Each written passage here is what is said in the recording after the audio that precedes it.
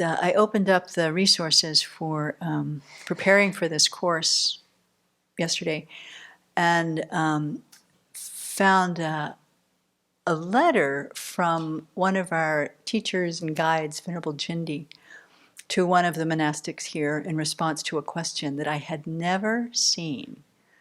But the advice she gave just blew me away. So the other topic I was going to talk about has gone out the window completely because I really want to share what Venerable Jindi has to advise us on certain things. And it follows on from Venerable Simke's really wonderful talk about offering service yesterday. She's the offering service queen and has been from the beginning. So she has a real insight view. But to reflect back, the offering service prayer, we are grateful for the opportunity to offer service to the Buddha, Dharma, and Sangha and to sentient beings, is like the bottom line. And then it's not even a joke now when we say, while working with others, differences in ideas and ways of doing things will arise. These are natural and a source of creative exchange. And here's where the next line is important and where Venerable Jindi has some wise advice. The next line is, our minds don't need to make them into conflicts. Often our minds do make them into conflicts, but our minds don't need to make them conflicts. So one thing I've really thought about a lot is why do we do that? Why do our minds make them into conflicts? And there's lots and lots and lots of reasons, but you know, the other day when we were talking about the monastic mind prayer and noted that the very first quality of a monastic mind is one that is humble, that's, I think, one of the first reasons that our minds need to make them into conflicts, that there's a humble issue there. You know, and in the offering service context, we come, especially when we're coming into the community, we come from all different kinds of work backgrounds. People have worked in healthcare, people have worked in law, people have worked in restaurants, people have worked in education, people have worked in the arts. Every single profession has its own kind of mode of being, ways that things are done, how we communicate, who's supposed to do what. And also generally a climate of the pecking order, who's in charge, the competition that goes with wanting to go up in the companies. So although we're coming to the monastery, it's not like we applied for a position here. And one thing that's important to remember, because sometimes I forget, is that the other people did not apply for the position with the qualities that I want them to have when they are also doing their particular jobs. That's not on the list of criteria for becoming a monastic, is that you need to have this skill and have this background. But we're so conditioned to that way of thinking. So we come in and think, why are these people doing this like this? There's a faster way. There's an easier way. Why don't they understand? Why don't they get into the 21st century? What is wrong with these people? So my way of doing things is clearly better. I'm trained in this. I have years of experience in this. Why are you doing this way? So even just bringing that question, you can begin to see how differences in ideas and ways of doing things will arise, and these become a source of conflict sometimes. I will say, and this is an embarrassing thing to admit, but when I was a layperson, we were first starting the Friends of Sravasti Abbey to help venerable children, I was one of the ones that said, what does she know? She's been a nun her whole life. We have to bring these skills, right? We have these business worldly skills that we need to help her with. I'm so sorry, Venerable. Humble was, well, I told you I had a problem with that. The other thing, too, is that we don't like to be told what to do.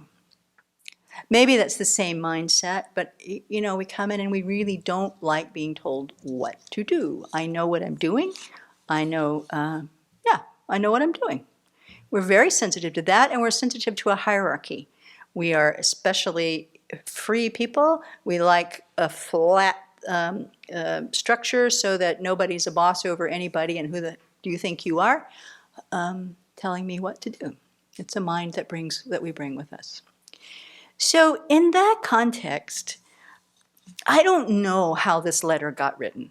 I don't know the background on it. I don't know where it came from.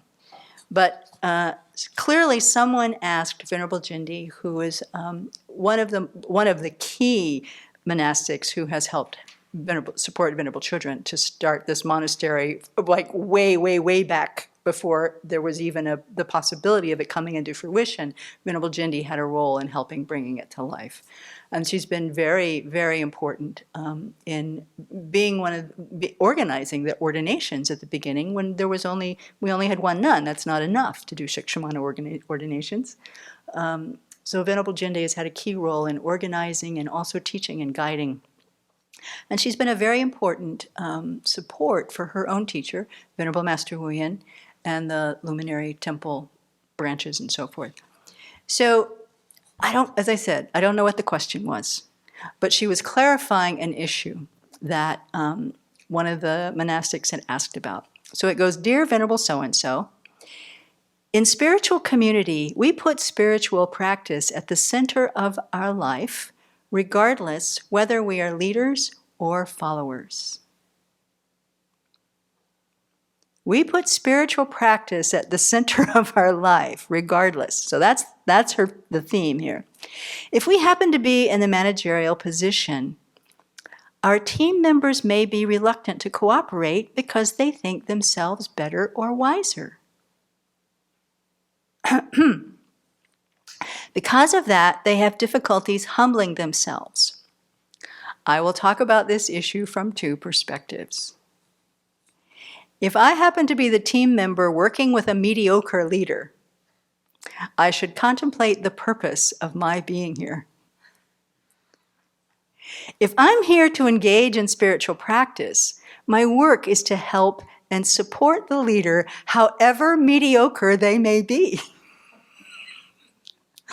Although my ideas seem to be better, I am not here to compete. If I fight with a leader, much of our energy from both sides is exhausted in the fight. The people I intend to serve, whether it is my teacher, my fellow practitioners, or others, do not receive the needed service at the full amount from me if we get into this fight. In this situation, she said, here's the antidote. I need to examine my motivation. If I'm honest with myself and I do want to provide service to others, I have to keep that motivation alive in me all the time. When facing a mediocre leader, I will cooperate with him or her just like in the way that I want from others if I happen to be in such a role. As a team member, I may express my thinking to the leader, but I also respect their decision. Even if my way is better, I will follow their decision because there are always multiple ways of doing things. Learning a new way, however primitive it may be, compared to mine, will not kill me. In fact, it helps expand my world, not shrink it. So having been in the position of a mediocre leader, and also having had that opinion about some of the people I have followed, this was very, very good advice. We had a really wonderful volunteer who was with us for a while, who was a total expert in what she did. She was absolutely fabulously gifted, but not much of a monastic mind. And so today, we worked together really with this. But I'm the expert, she said. Yes, but I'm in charge, I said. So the expert and the person in charge, and I think we worked respectfully together, but it's a tension that is important to pay attention to. So Venerable Jindi gives advice to the mediocre leaders as well.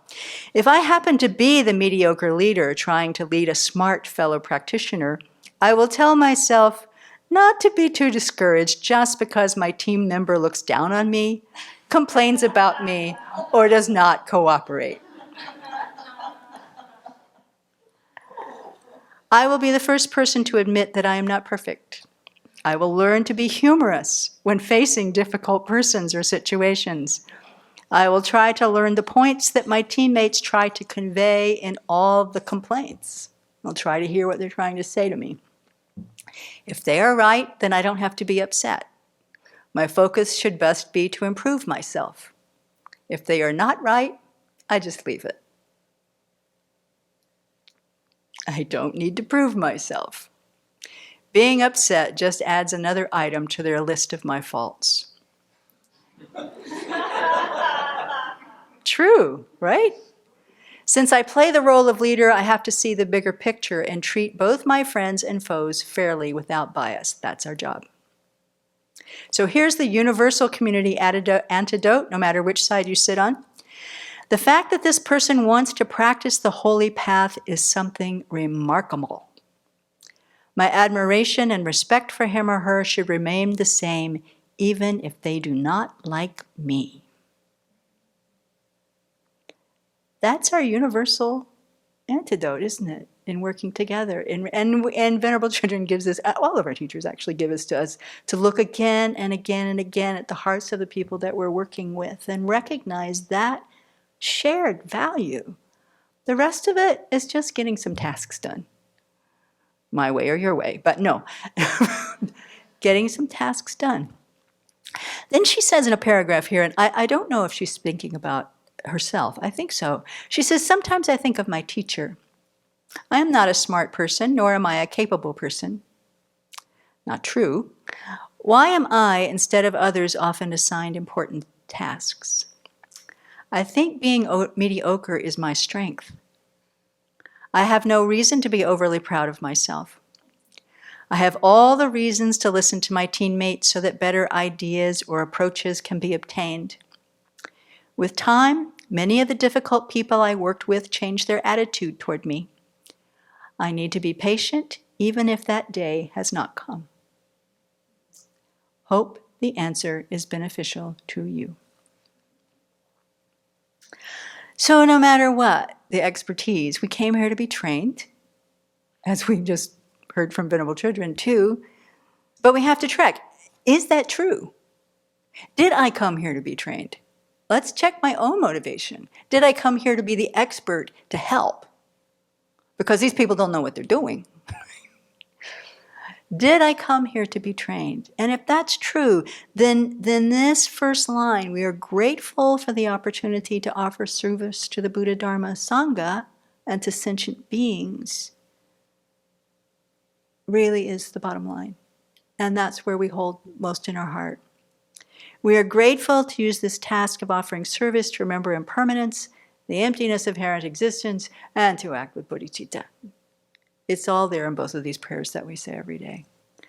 So thank you for our teachers, and this work of being humble and willing for easy to people, being willing, easy for people to speak to. For some of it's a very long process, but it does get in. After a while, it does get in. So let's be grateful for the opportunity.